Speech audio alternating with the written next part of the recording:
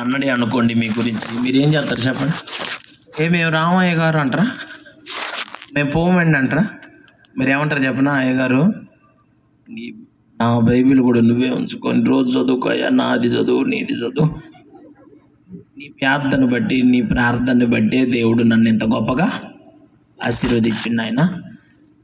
మరి నేను రావాలంటే బైబిల్ కూడా వద్దంటుండు. బైబిల్ ఎందుకు అయ్య గారు? నా కోసం ప్రార్థన చేయడానికి నువ్వు ఉండగా నా బైబిల్ కూడా నీ దగ్గర పెట్టుకో అయ్య గారు. ముఖ్యమంత్రి కొడుకు అని అనిపించుకోవటానికి మీకు ఇష్టం ఉండదా? మామూలుగా వార్డు మెంబర్గా నిలబెడితేనే భూమి మీద ఆగట్లేదా? ముఖ్యమంత్రి కొడుకు అంటే నువ్వు ఒప్పుకోవా?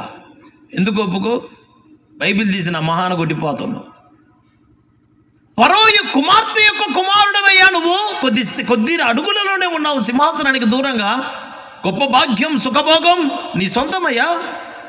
అత్యద్భుతమైన జీవితం, నీకు ఒక వరం భగవంతుడు ఇచ్చాడు నీకు అట్లా అని ప్రజలు కొనియాడుతుంటే మీరు ఫరో కుమార్తె యొక్క కుమారుడు కదా అని మాట్లాడుతుంటే దేవునికి స్తోత్రం చెప్పండి అందరూ. కొంచెం బిగ్గరగా చెబుదామా? నా కోసం ఎక్కువ ప్రార్థన చేశారు అందరూ. చెయ్యాల. నేను 7 అడుగు పెడతాడు అన్ని అద్భుతాలే. ఓకే, మీరు ఫరో కుమార్తె యొక్క కుమారుడు కదా అయ్యారు అంటే మీరు అదే కదా అని అంటే ఆ కుమారుడని అని అనిపించుకోవడానికంట ఒప్పుకోలేదు. నన్ను అటు పిలవద్దు, ఆ మాట పలకద్దు, మీరు వద్దు. దేనికి ఒప్పుకున్నాడు? దేవుని ప్రజలతో శ్రమలు అనుభవించాలి, దేవుని ప్రజల కోసం కష్టపడాలి, దేవుని ప్రజలను పాలు తేనెలు ప్రవహించు దేశానికి నడిపించాలి. సమర్పించుకున్నాడు, అప్పగించుకున్నాడు. దేవుడు పిలిచాడు. కాళ్ళకి మట్టి అంటకుండా బతికాడంట. చూసారు? ఆ జీవితాన్ని జీవించాడు. బంగారపు కంచం వంటి పుట్టిన దగ్గర నుంచి అంటారు గోల్డెన్ స్పూన్, అది అని బతుకు.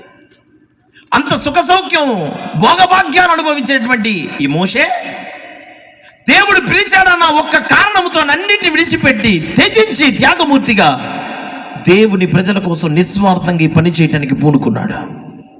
అంతఃపురం నుంచి బయటకు వచ్చాడు, సుఖభోగాలను బయటకు వచ్చాడు. అన్నిటిని విడిచి ఇప్పుడు బయటకు వచ్చి ఆ దేవుని ప్రజలతో ఎర్ర టెండలో మండు టెండలో అరణ్యములో నడుస్తున్నాడు. బెహరీన్ దేశంలో వాక్యం చెప్పడానికి పోయాను నేను. గల్ఫ్ దేశాల్లో అదొకటి. ఆ బెహరీన్ దేశంలో వాక్యం చెప్పడానికి పోతే నన్ను ఒక ప్రాంతంలో ప్రార్థన చేయడానికి కొంచెం కారు దిగి 4 అడుగులు వేయాలి. అక్కడ మొత్తం ఇసుకే, ఎడారి ప్రాంతాలు కదా అయ్యాను. నేను ఆ కారు దిగి 4 అడుగులు వేస్తే ఇసుకంతా నా చెప్పులకి దూరి చెప్పులకి వచ్చి అరికాళ్ళంతా బొబ్బలు కట్టినంత పని అయింది 4 అడుగులకి. మోషే 40 సంవత్సరాలు నడిచాడు. ప్రియులరా, ఎంత త్యాగం చేశాడు, ఎంత కష్టపడ్డాడు కేవలం ప్రజల కోసం. ఇప్పుడు వాళ్ళని ఎక్కడి నుంచి నడిపించడానికి కష్టం? ఐగుప్తు నుంచి పాలు తేనెలు ప్రవహించే దేశంగా పిలువబడుతున్న కనానుకు తీసుకున్నాడు. ఐగుప్తులో మగ్గిపోతున్నటువంటి ఆ బానిసత్వపు కట్లు తెంపబడాలి. ప్రతి ఒక్కరు స్వతంత్రులుగా మార్చబడాలి.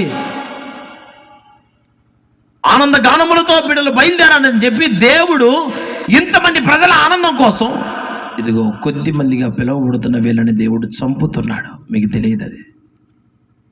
వాళ్ళు నలగొట్టబడుతుంటే దేవుని సంఘానికి విడుదల అనుగ్రహించబడుతుంది ఆయన నామంలో.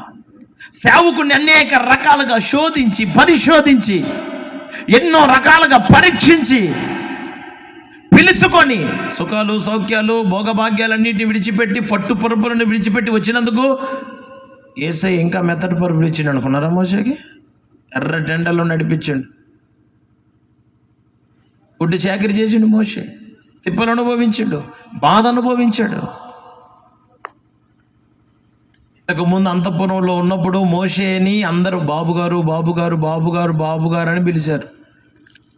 ఇప్పుడు మోషే సేవకు వచ్చిన తర్వాత వాడు వీడని మాట్లాడుతున్నారు ప్రజలు.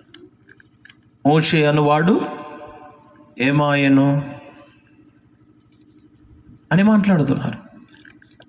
సేవకు రాకముందు అందరూ అన్న మాట ఏంటిది? మోషేని గౌరవప్రదంగా పిలిచి సేవకు వచ్చినాక నాకు గౌరవం లేకపోయినా పర్వాలేదు, మర్యాద లేకపోయినా పర్వాలేదు, పట్టించుకునేవాడు లేకపోయినా పర్వాలేదు, ప్రేమించేవాడు లేకపోయినా పర్వాలేదు, ఆదరించేవాడు లేకపోయినా పర్వాలేదు, నాకు ఘనతలు కీర్తి ప్రతిష్టలు లేకపోయినా పర్వాలేదు, ప్రజలు విడిపించబడితే చాలు. ప్రజల కట్లు తెంపబడితే చాలు, వాళ్ళ ఐగుప్తుల్లో మిగిలిపోకూడదు, వాళ్ళ జీవితాలు ఐగుప్తులో మగ్గిపోకూడదు. ఐగుప్తు బానిసత్వపు కట్ల నుంచి ప్రతి బిడ్డకి విడుదల కలగాలి, దానికోసం నేను నలిగిపోవాలి అని పూనుకున్న వాళ్ళే దేవుని సేవకులు. ఏదో ఒక రకంగా బతకటం కోసము, బతుకు తెరువు కోసము బైబిల్ పట్టుకొని నిలబడి వచ్చిన బాపత అనుకున్నారా?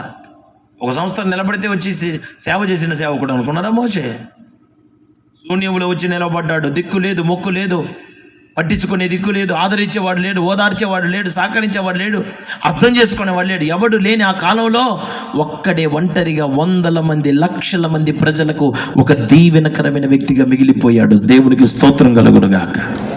ఇంత కష్టపడి, ఇంత ప్రయాసపడి ఈయన సేవ చేస్తుంటే దేవుడు పిలిస్తే సేవకు వచ్చాడు.